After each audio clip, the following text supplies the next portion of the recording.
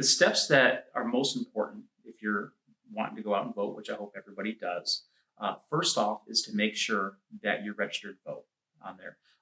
You can go to the Secretary of State, Ohio Secretary of State, and you can research and find out if you're registered to vote. If you're not, it gives you the steps that you can take to be registered to vote. Find out where your polling place is. Find out the hours that your polling place is open.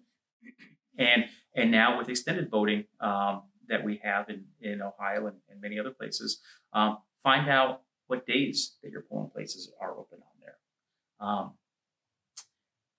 One of the things that I like to do is if you go to the Secretary of State's website, you can you can find your district and you can pull out a sample ballot.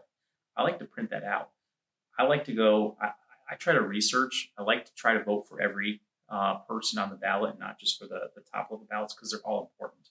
So for me, and there's lots of ways to do your due diligence on there, but for me, I like to go to the website of my local paper. There's a voting info tab that they always have around election time, and I can click and put in my district, and it'll pull up all the people that have filed to run for the races that I'm going to vote for. I can look at what information the newspaper has about that elected official, but then I also like to go out on the website and I'll research them independently.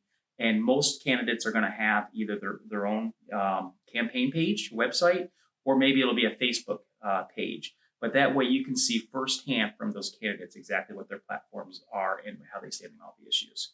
I then like to take that information, I decide who I like for those candidates, I fill out my sample ballot on there. So when I go to the polling place, I already know who I'm going to vote for. It's a very simple process. I'm just transposing information from my sample ballot to the official ballot on there. As difficult as COVID has been, one of the nice things about COVID is it has really, I believe, helped for the better the opportunity for people to be able to vote on there. Because of the situation in the last election cycle, we had to be very flexible with the ability to vote and how people could vote.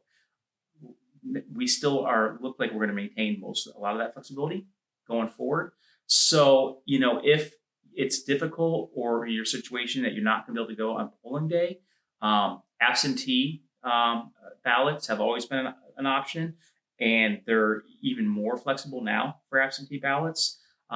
And then early voting on there. So again, check for your polling place, find out what days you're able to vote. But now, you're able to vote in many locations days before the official polling date, and it gives you a lot more flexibility.